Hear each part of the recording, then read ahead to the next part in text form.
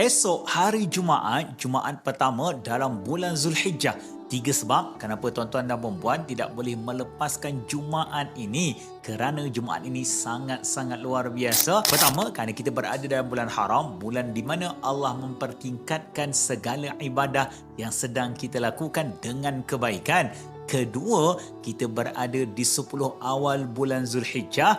Allah suka seorang hamba melakukan amalan soleh pada 10 awal bulan Zulhijjah. Ketiga, hari Jumaat, di mana hari Allah menggandakan setiap kebaikan yang kita lakukan dan Allah makbulkan doa-doa kita pada waktu yang mustajab. Jadi jangan lepaskan peluang Jumaat ini. Saya bersembahkan kepada kenalan kita agar kita mempertingkatkan ibadah. Kita boleh memperbanyakkan solawat, kita boleh banyakkan doa kepada Allah, kita boleh bersedekah, perbanyakkan istighfar, baca Al-Quran dan pelbagai ibadah yang sesuai untuk kita lakukan.